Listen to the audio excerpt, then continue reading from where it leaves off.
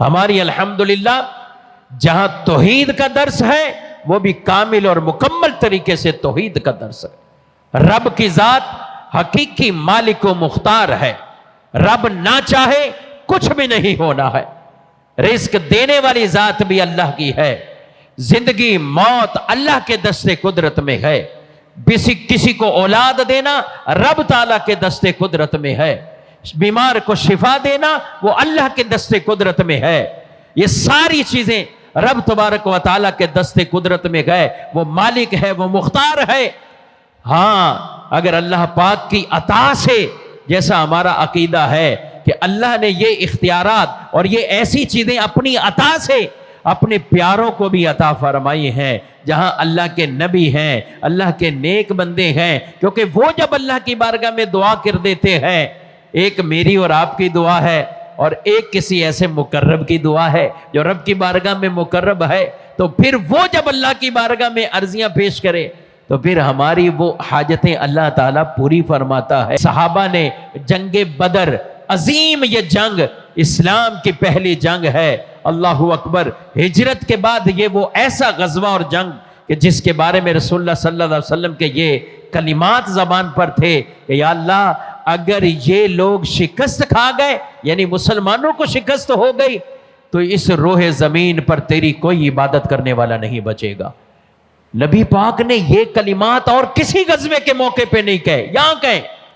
آج میں بچے سے سوال کرتا ہوں، غزوہ بدر میں فتح ہوئی، مدد کس نے کی؟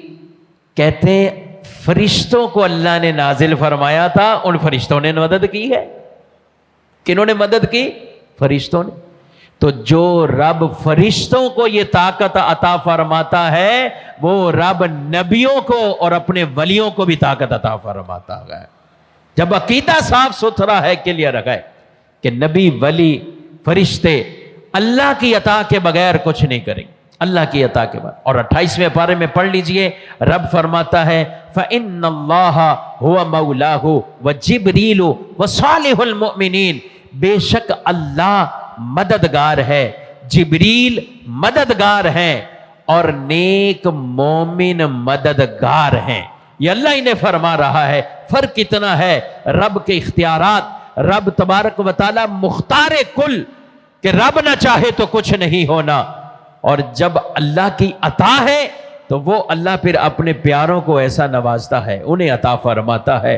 جب یہ فرق ذہن میں رہے گا تو میرے بھائیوں پھر کر بھی شرک کا کوئی شائبہ نہیں ہوتا۔ آج افسوس ہوتا ہے، لوگ ڈاکٹر کے بارے میں تو کہہ دیتے ہیں اس کے ہاتھ پہ بڑی شفا ہے، وہ بندہ دوائی دیتا ہے فوراً ٹھیک ہو جاتا ہے۔ یہ ڈاکٹر ایسا ہے، دیکھ بھی لے، چند باتیں کر دے، شفا مل جاتی ہے۔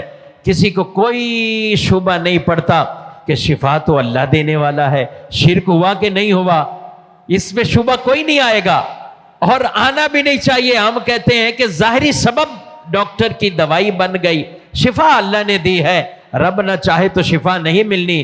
لیکن میں بات کر رہا ہوں کہ جب ڈاکٹر کے بارے میں یہ کلمہ کہا جائے کہ ڈاکٹر شفا دے دیتا ہے، کسی کو کوئی شبہ نہیں آتا، اور آگے کہے کہ نبی پاک علیہ السلام یہ عطا فرماتے ہیں، تو پھر لوگوں کو شبہ پیدا ہو جائے، ارے جو تعویل وہاں ہے کہ ڈاکٹر نے دوائی دی ہے، اس سے شفا اللہ کی ذات نے دے دی ہے، ادھر یہ تعویل کر لیا کریں کہ نبی نے اللہ کی بارگاہ میں کہہ دیا، اللہ نے عطا فرما دیا ہے۔ اور حضور خود فرما کے گئے انما انا قاسم واللہ یعطی، فرمایا رب عطا فرماتا ہے، میں تقسیم کرنے والا ہوں، میں تقسیم کرنا۔ رب ہے معطی، یہ ہے قاسم، رزق اس کا ہے، کھلاتے یہ ہیں۔ رزق کے سارے خزانے اللہ کے ہیں، اور جب حضور خود فرما دیں کہ زمین آسمان کے سارے خزانوں کی کنجیاں، چابیاں اللہ نے مجھے عطا فرما دی ہیں، تقسیم کرنے والے یہ ہیں، رب نے انہیں ایسا بنا دیا۔ تو اللہ کے جو پیارے ہیں وہ نبی، اور اللہ کے جو پیارے اللہ کے نیک بندے اولیاء، ان سے اپنی عقیدتیں، محبتیں وہ اسی نظریے اور عقیدے کے ساتھ وہ ہونی چاہیے، اور الحمدللہ ہمارے اہل سنت کا یہی عقیدہ ہے۔ اللہ رب العالمین ہم سب کو ان باتوں کو بھی حقیقی معنوں میں سمجھنے کی توفیق عطا فرمائے۔